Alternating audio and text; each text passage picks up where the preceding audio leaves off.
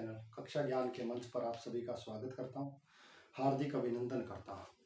जैसा कि हमने पिछले वीडियो में देखा था, भारत के संवैधानिक विकास के महत्वपूर्ण अधिनियम और उन अधिनियमों में लास्ट अधिनियम हमने पढ़ा था 1853 का 1853 का चार्टर एक्ट। और मैंने आपको कहा था कि ये अंतिम चार्टर एक्ट है, इसके बाद कोई भी चार्टर एक्ट लाया नहीं गया। तो क्या कारण थे कि जिसके कारण ये अंतिम चार्टर के रूप में माना जाता है। इसके बाद क्या हुआ, क्या महत्वपूर्ण बदलाव हुए, वो आज अपने देखने को देखते हैं।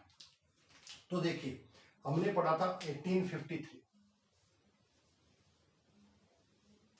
1853 का चार्टर एक्ट।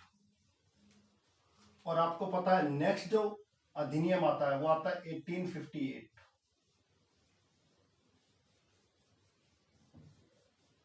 तो देखिए, इन दोनों अधिनियमों के बीच में एक सबसे महत्वपूर्ण एक घटना घटती है भारतीय इतिहास में, एक महत्वपूर्ण टाइम पीरियड के रूप में जिसे जाना जाता है, और उसका नाम है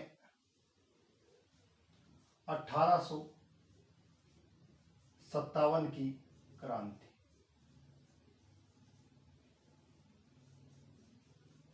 तो आज अपने ने 1857 की क्रांति पर ही कुछ महत्वपूर्ण चर्चाएं करते हैं और देखते हैं 1857 की क्रांति।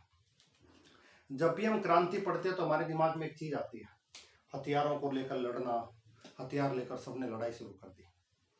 लेकिन क्रांति के अंदर बहुत सारी चीजें काम करती हैं। लेकिन आपने कभी ये सोचा है, कब अब जब भी आप किताबों में जनरली पढ़ते हो तो आप ये मानते हो कि भारत की क्रांति असफल हुई, ऐसा कुछ लोगों के द्वारा माना जाता है, कुछ इतिहासकारों के द्वारा माना जाता है। लेकिन आपने कभी ये स्टडी करिए, विश्व की कोई भी क्रांति असफल नहीं हुई, तो हम अपनी भारत की क्रांति को असफल कैसे मान सकते हैं? फ्रांस की क्रांति ले लो, अमेरिकन क्रांति ले लो, चीन की क्रांति ले लो, विश्व में जितनी भी क्रांतियां हैं वो कहीं ना कहीं सफल हुई। तो ये कैसा एक नैरेटिव था कि भारत की क्रांति या 1857 की क्रांति क्या हो गई, असफल हो गई? ऐसा कुछ नहीं था। हर क्रांति कहीं ना कहीं कुछ स्तरों पर कहीं ना कहीं सफल होती है। तो हम उसके बारे में भी आज चर्चा करेंगे। भारत की 1857 की क्रांति की सफलता के क्या कारण थे या क्या सफलता उसने प्राप्त करी, इन सब चीजों पर आज हम चर्चा करेंगे। और ध्यान रखिएगा, जब विश्व की कोई भी क्रांति असफल नहीं हुई तो भारत की क्रांति कैसे असफल हो सकती है? हाँ, ये हो सकता है कि उसका प्रभाव ज्यादा ना पड़ा हो, कुछ क्षेत्रों तक वो सीमित रह गई हो, लेकिन कहीं ना कहीं उसका प्रभाव तो आपको देखने को मिलेगा ही, निश्चित तौर पर। तो जब भी किसी टॉपिक को स्टार्ट करेंगे तो आप देखेंगे 1857 की क्रांति अगर अपने स्टार्ट करते हैं तो 1857 की क्रांति का 1857 की क्रांति के क्या कारण थे? पहली बात, 1857 की क्रांति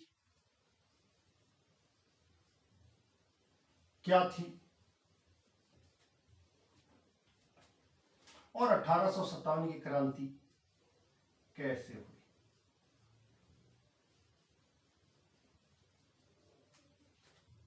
कारण के साथ हम ये भी जोड़ सकते हैं क्यों। तो आपके पास जब भी किसी टॉपिक को पढ़ो तो 3 क्वेश्चन आपके दिमाग में होने चाहिए, किसी पे भी, क्या, क्यों और कैसे। अगर आपको किसी भी टॉपिक के बारे में इन तीनों शब्दों के बारे में जानकारी है उस टॉपिक से रिलेटेड, तो आपको उस विषय के अंदर काफी कुछ जानकारियां हो सकती हैं या है आपके पास, अगर इन तीनों टॉपिक्स को जानते हो। तो क्या कारण थे या क्यों हुई? तो आप सिंपल सी चीजों को पढ़ते हो कि 1857 की क्रांति के कारण या क्यों हुई, तो उसके कुछ महत्वपूर्ण कारण थे, जैसे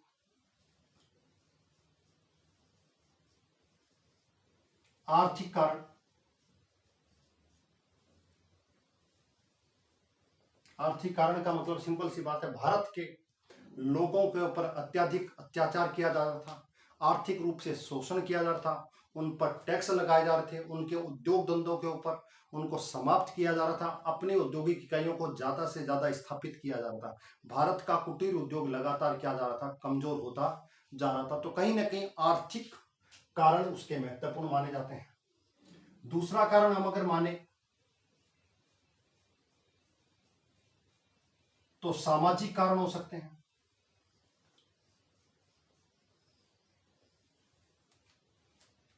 भारत में सामाजिक परिवर्तन देखने को मिल रहा था, जैसे सती प्रथा पर रोक लगा दी गई, विधवा पुनर्विवाह जैसी व्यवस्थाएं या कुछ परंपराएं प्रारंभ की गई, तो भारतीय समाज जो कि अब तक पूर्ण रूप से शिक्षित नहीं था, उसके किसी एक न एक वर्ग ने इसका विरोध किया। क्यों किया? क्योंकि उनको ऐसा लग रहा था कहीं ना कहीं अंग्रेज हमारे समाज के अंदर, हमारी परंपराओं के अंदर, हमारी रीतियों के अंदर क्या कर रहे हैं, हस्तक्षेप कर रहे हैं। तो कहीं ना कहीं वो कारण आपको देखने को मिलेगा। इसके अलावा अगर आप कारण और ढूंढने की कोशिश करते हो तो धार्मिक कारण भी हो सकता है।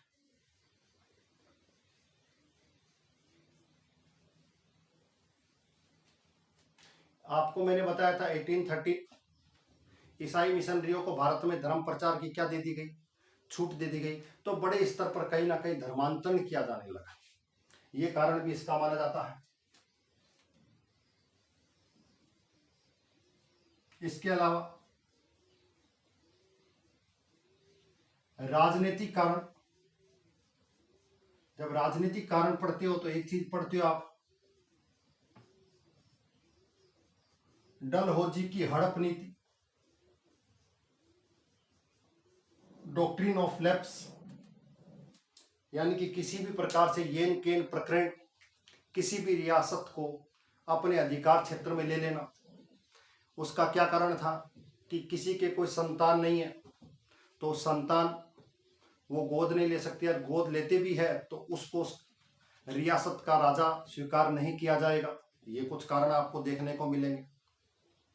इसके अलावा आगे और चलोगे, ये तो थे। इसके अलावा एक महत्वपूर्ण कारण था अवध के ऊपर कुशासन का आरोप लगाकर, भ्रष्टाचार का आरोप लगाकर, शासन व्यवस्था को सही नहीं चलाकर उसको भी कहीं ना कहीं अंग्रेजी साम्राज्य में शामिल कर लिया गया।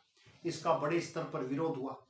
उसका एक कारण ये भी था कि अवध वो बफर स्टेट के रूप में था और अवध से सबसे ज्यादा सैनिक मिलते थे अंग्रेजों को, और उसके बावजूद भी अंग्रेजों ने कहीं ना कहीं हड़प लिया किसको, अवध को। तो ये भी एक कारण माना जाता है। उसके अलावा अन्य कारणों में आप देखोगे प्रशासनिक कारण भी आपको देखने को मिलेंगे।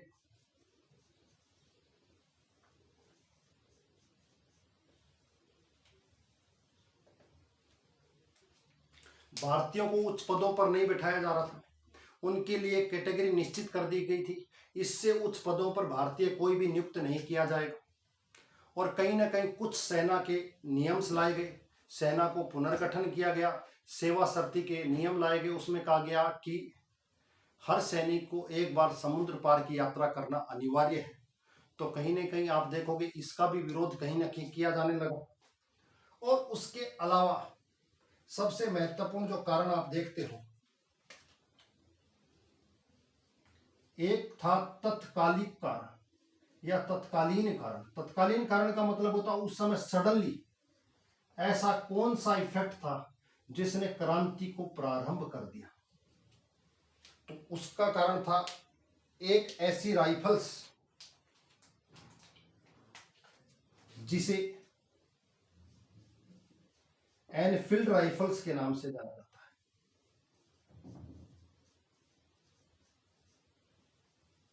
इस एनफील्ड राइफल्स के प्रयोग का विरोध शुरू हुआ, और विरोध का कारण क्या था आपको सभी को पता है। इससे पहले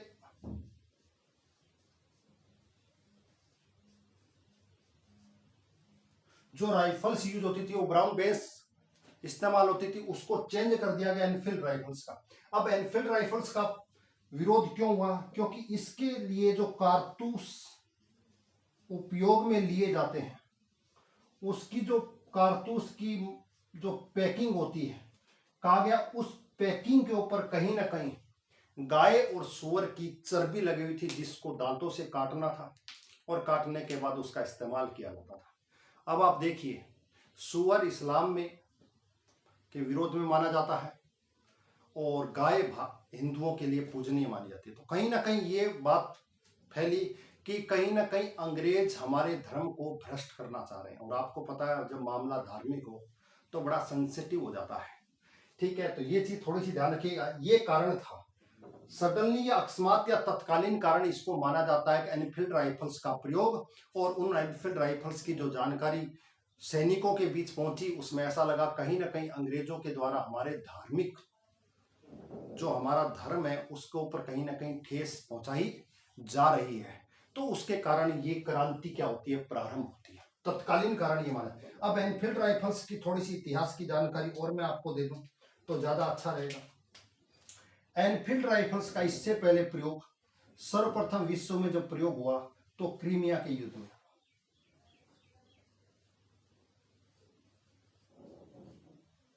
रूस और यूरोपियन के मध्य ये युद्ध हुआ, ध्यान रखिएगा। इस युद्ध में पहली बार एनफील्ड राइफल्स का प्रयोग किया गया था। ये क्रीमिया वही है जिसके ऊपर बाद में 2012-13 के अंदर रूस ने क्या कर लिया, कब्जा कर लिया। ये लड़ाई उसी समय क्रीमिया के युद्ध में सर्वप्रथम एनफील्ड राइफल्स का प्रयोग हुआ, जो कि रूस और यूरोपियन के मध्य 1854 से 1856। आगे की हिस्ट्री का पार्ट है, उसको नहीं पढ़ेंगे। इसके बाद रेड क्रॉस संस्था बनी और उसने सहायता करी, और रेड क्रॉस आगे की चर्चाएं अलग हो सकती हैं, लेकिन क्रीमिया के युद्ध में इसका पहली बार प्रयोग हुआ। भारत के अंदर एनफील्ड राइफल्स की सर्वप्रथम जानकारी जो मिलती है वो मिलती है बहरामपुर छावनी। ये बहरामपुर छावनी भी कहां थी, बंगाल में। और कहते हैं प्रारंभिक जो विरोध हुआ इसका, वो कहां हुआ था, बहरामपुर छावनी में सर्वप्रथम इसका विरोध किया गया। लगभग फरवरी माह में, फरवरी 1857 में इसका क्या किया गया, विरोध किया गया। ठीक है। उसके बाद इसका जो महत्वपूर्ण विरोध किया गया, महत्वपूर्ण विरोध आपको पता है, बैरकपुर छावनी।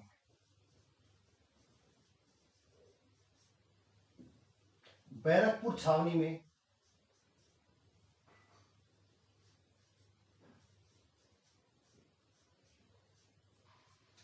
(34 native infantry of Bengal battalion थी, और उस बटालियन में एक सिपाही था, इतिहास में आप जिसे जानते हो, मंगल पांडे।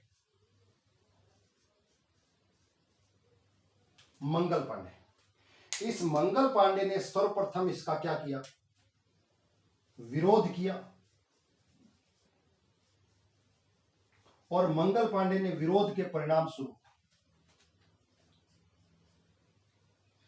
लेफ्टिनेंट बाग और जनरल ह्यूसन की क्या कर दी, गोली मार दी साहब। कब, 29 मार्च को इन दोनों की गोली मार दी और इन दोनों की क्या हो गई, हत्या हो गई। अब जब इसकी हत्या हुई तो मंगल पांडे को गिरफ्तार कर लिया गया और मंगल पांडे को क्या दे दी गई, फांसी दे दी गई। यहां पर मंगल पांडे का चैप्टर क्या हो जाता है, समाप्त हो जाता है। चीजों को समझिएगा, ये एक चीजें चल रही थी, उसी के परिणाम स्वरूप क्या थी, आप समझिए। कई एक योजना चल रही थी कि अंग्रेजों का विरोध किया जाए, सशस्त्र विद्रोह किया जाए अंग्रेजों के विरोध में, और उसकी एक प्लानिंग अलग से चल रही थी। उसी प्लानिंग को एग्जीक्यूट होने से पूर्व ही एक सडनली तत्कालीन कारण बनता है, एनफील्ड राइफल्स का विरोध करता है मंगल पांडे, और मंगल पांडे विरोध के परिणाम स्वरूप क्रांति क्या हो गई, प्रारंभ हो गई। अब क्रांति जो प्लानिंग या योजना थी, इस योजना से पूर्व ही क्या हो गई, प्रारंभ हो गई। और कुछ इतिहासकार कहते हैं इसके कारण ही ये क्रांति क्या हो गई, असफल हो गई, ऐसा माना जाता है। तो थोड़ी सी चीजों को समझिए, इन चीजों को। अब एक चीज और थोड़ी सी मैं आपको बता देता हूं कि क्रांति प्रारंभ होने से पूर्व जो योजना बनी थी क्रांति को लेकर, वो क्या थी, 31 मई 1857 को तारीख क्या की गई, निर्धारित की गई कि क्या होगी, क्रांति की जाएगी। और इसके प्रतीक चिन्ह के रूप में, ये फैक्ट है बिल्कुल, इसमें और कुछ भी नहीं है, कमल और रोटी। और कुछ इतिहासकार ये कहते हैं कि इस क्रांति की जो योजना है, राघोजी बापू और अजीमुल्लाह, इन दोनों के द्वारा बनाई गई थी। और किसके कहने पर बनाई गई? कहते हैं नाना साहब, नाना साहब के कहने पर बनाई गई, ऐसा बताया जाता है। कानपुर में पेशवा, और आपको पता ही है बाजीराव द्वितीय जो थे, उनके दत्तक पुत्र नाना साहब, जिसे इतिहास में धोधू पंथ के नाम से जाना जाता है।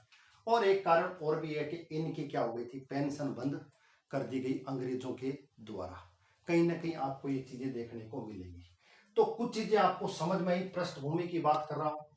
कारण क्या थे? आर्थिक कारण थे, आर्थिक शोषण किया जा रहा था। सामाजिक कारण थे, हमारे कुछ न कुछ समाज में हस्तक्षेप किया जा रहा था। मैंने कहा चाहे वो सही हो गलत हो इसका पता नहीं था, सिर्फ विरोध करना। जैसे सती प्रथा जैसी कुरीति जब बंद हुई गई और उसके बाद विधवा पुनर्विवाह जैसी व्यवस्था प्रारंभ की गई, तो कुछ न कुछ सामाजिक लोगों ने इसका विरोध किया। धार्मिक कारण ये था कि बड़े स्तर पर धर्मांतरण किया जाने लगा, वो भी एक कारण था।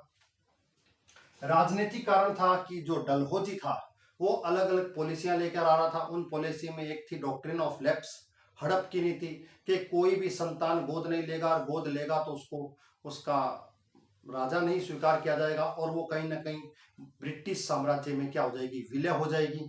और उसी के साथ साथ एक अवध का विलय अकस्मात किया गया, जो कि अवध हमेशा से वफादार रहा किसका, अंग्रेजों का। उसके कारण भी अवध को हड़प लिया गया।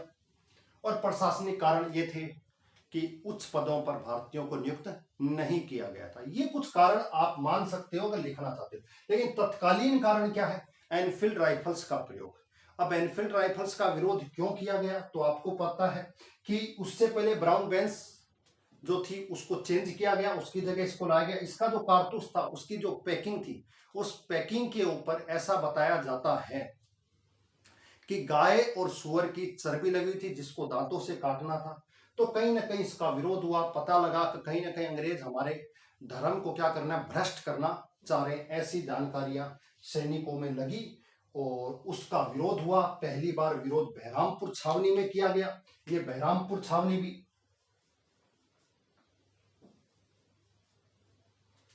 भी कहा बंगाल में, लेकिन इसका महत्वपूर्ण विरोध कहाँ किया गया? बैरकपुर छावनी में, जो कि उत्तर प्रदेश के गाजीपुर का रहने वाला सिपाही मंगल पांडे, जिसके द्वारा इसका विरोध किया गया। और दो अंग्रेज अधिकारी बाग और ह्यूसन, लेफ्टिनेंट बाग और मेजर ह्यूसन को गोली मार दी गई। परिणाम स्वरूप मंगल पांडे को पकड़ लिया गया और 8 अप्रैल को उनको क्या दे दी गई?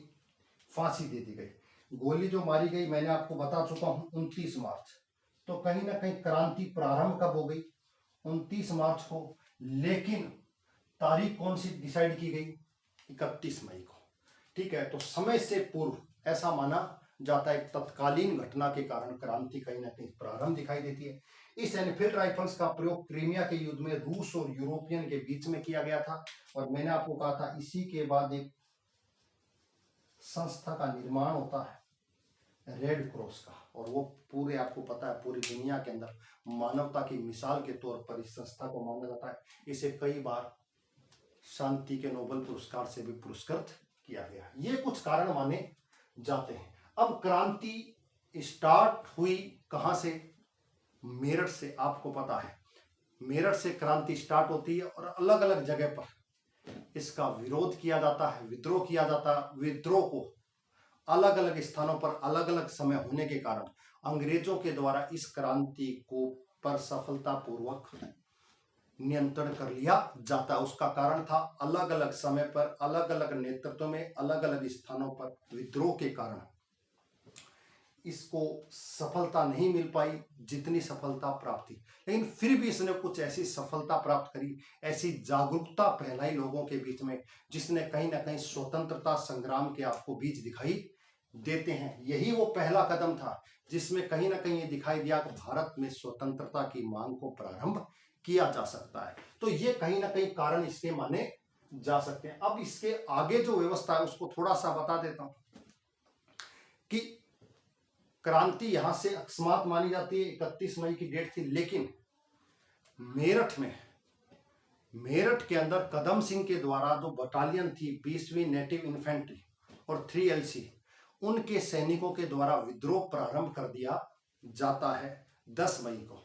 और वो सारे के सारे सैनिक मेरठ से कूच करते हैं और मेरठ से पहुंचकर अगली तारीख को यानी कि 11 मई को वो दिल्ली पहुंच जाते हैं। और दिल्ली के अंदर जो मुगल बादशाह होता है बहादुर शाह जफर द्वितीय, उसे अपना सम्राट स्वीकार कर लेते हैं और कहते हैं कि आप ही के नेतृत्व में क्या करा जाएगा, विद्रोह किया जाएगा। वो इस बात को स्वीकार कर लेता है।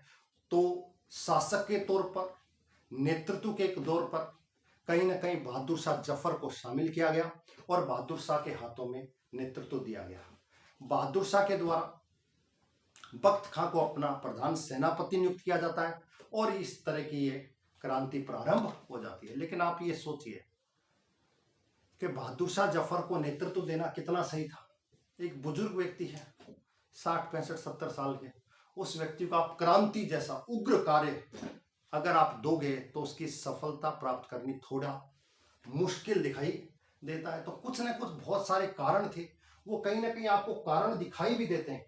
कुछ आपको सफलता के अंश दिखाई देंगे और कुछ आपको असफलता भी दिखाई देगी। लेकिन आपको इसमें असफलता नहीं देखकर सफलता देखनी है कि क्रांति का प्रभाव क्या था। क्रांति का प्रभाव यह था, अंग्रेज प्रेशर में आए, अंग्रेजों ने भारतीय प्रतिनिधित्व को स्वीकार किया और उसी के परिणाम स्वरूप फिर कांग्रेस की स्थापना हुई और फिर कहीं ना कहीं भारत में स्वतंत्रता का आंदोलन प्रारंभ होता है। इसके पीछे सबसे महत्वपूर्ण कारण था 1857 का रेवोल्यूशन, क्रांति। इस क्रांति को आप देखिएगा अगली क्लास के अंदर अपने देखेंगे किस किस ने विद्रोह किया, कहां कहां विद्रोह किया, किस अंग्रेज अधिकारी के द्वारा उस पर नियंत्रण स्थापित किया गया और इसको क्रांति को लेकर क्या क्या कहा गया, क्रांति से रिलेटेड कौन कौन सी पुस्तकें थी और कौन कौन से कोटेशन कहे गए। ये सारा मैटर आपको अगले टॉपिक में देखने को मिलेगा, क्योंकि क्रांति अपने आप में एक बहुत बड़ा विषय है, बहुत संपूर्ण विषय है। इसको फैक्चुअल पढ़ना हो तो मुश्किल से 15-20 मिनट, आधे घंटे में खत्म हो जाएगी। लेकिन इसको अगर आप डिस्क्रिप्ट होकर पढ़ोगे तो इसमें बहुत सारे एस्पेक्ट आपको देखने को मिलेंगे। वो कहीं ना कहीं आपके अन्य एग्जामों में क्या प्राप्त करेंगे, सफलता में महत्वपूर्ण योगदान देंगे। तो आज के लिए इतना काफी है। नेक्स्ट टॉपिक, नेक्स्ट सेशन के अंदर इस से रिलेटेड जो भी कुछ आपके बारे में जानकारियां है वो सब दी जाएंगी और उस टॉपिक को वहां पर कंप्लीट करने की कोशिश की जाएगी। आज का सेशन आपको कैसा लगा? कुछ चीजें आपको समझ में आएंगी, कुछ और अगले टॉपिक में समझ में आएंगी, तब जाकर क्रांति क्या होगी, पूर्ण मानी जाएगी। तो आप पढ़िएगा और ये मुझे बताइएगा कि ज्यादातर पढ़ते हैं कि भारतीय क्रांति क्या हो गई, असफल हो गई। और मैंने आपको कहा था विश्व की कोई भी क्रांति असफल नहीं हुई, तो भारत की क्रांति असफल कैसे हो सकती है? संभव ही नहीं। हाँ, कुछ असफलता जरूर मिली होगी, लेकिन कहीं ना कहीं सफलता भी उसमें मिली है, ये तय था। इसलिए ध्यान रखिएगा।